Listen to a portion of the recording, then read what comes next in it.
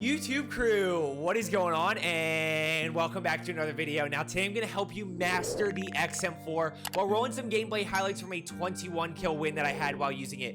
The XM4 is one of the most popular guns in Warzone right now, and there's definitely a few things that you should be aware of so that you can be more successful with it and beam kids like this.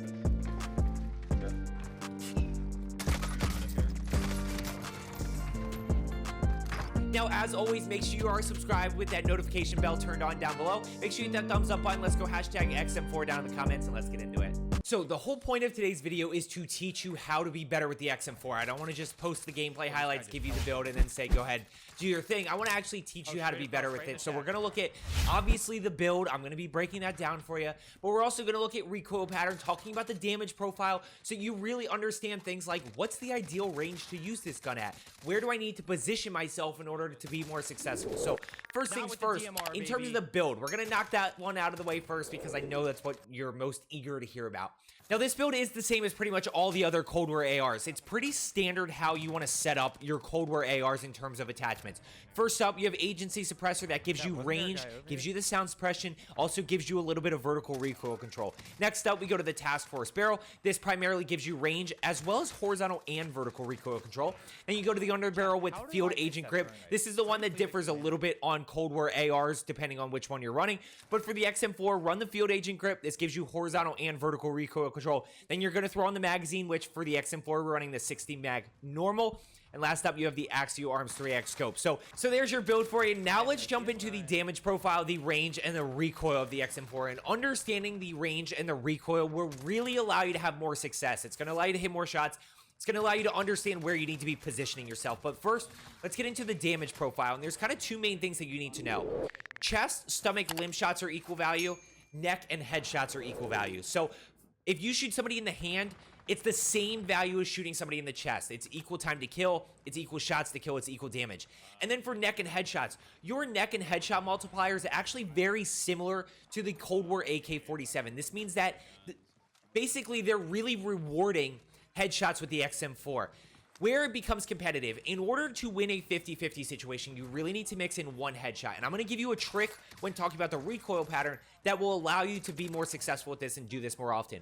Where we really start to get competitive, where this thing starts to absolutely melt, is when you mix in 3 neck or headshots into the mix. And that's when the TTK becomes really good. It's sub 500. It just starts absolutely melting people. So in terms of the damage profile, understand that chest, stomach, limb shots are the same.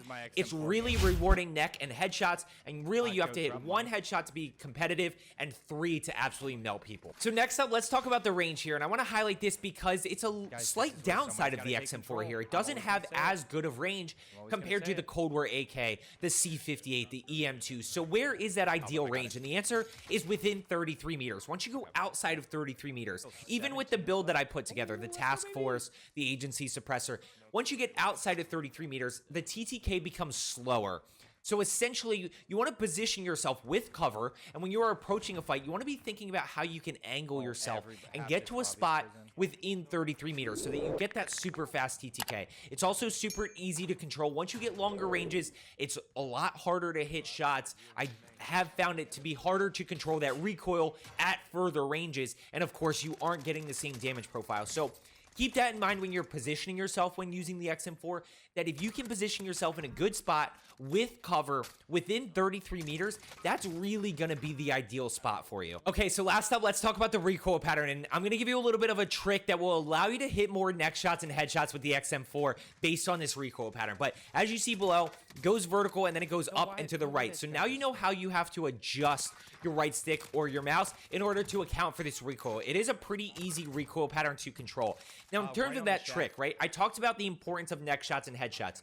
If you hit 1 neck shot, then you have a headshot, then you have a pretty good TTK. And if you hit 3, then you have a really good TTK.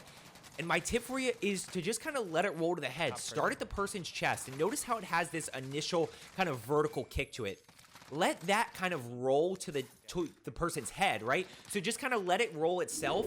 And then as you get to that head, then you start to account for recoil and kind of lock on essentially and kind of control it at that point so you stay on that person's head. And that's going to allow you to ultimately hit 3 headshots. Look, Hitting 3 headshots is not easy, but when we factor in neck shots as well, it becomes a little bit easier. But based on this recoil pattern, you have kind of 6 to 8 shots here of straight vertical recoil. So start at the person's chest, let it roll to the person's head, and then you just like factor in a little bit, then you just adjust a little bit, and all of a sudden you have a ridiculous TTK and you are absolutely melting people. I'm going to let the rest of this gameplay roll. By the way, I am doing a full breakdown of this game. It was a 21 kill game in a 1.17 KD lobby, so pretty sweaty lobby. I'm going to be doing a full breakdown of this, so make sure you are subscribed below. But I hope you learned something today about the XM4. Go fry with it. Let's get better today, and I will see you tomorrow.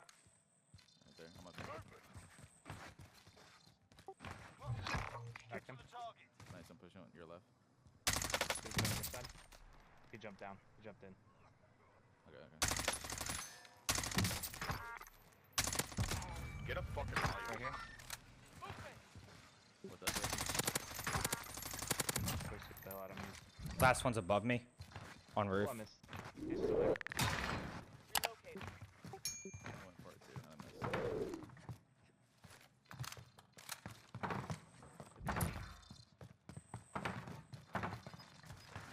Oh, he's right below us, right below us.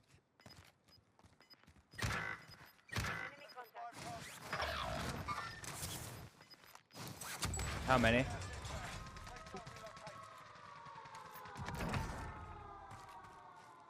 sad. I'm not gonna lie. Is this last guy ghosted? There's 2. One's flying. Down, I got him. Oh wait, no, he rested. He rested.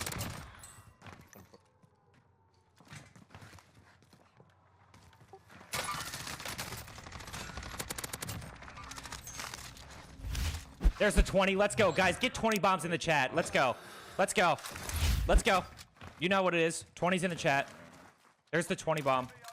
There he is.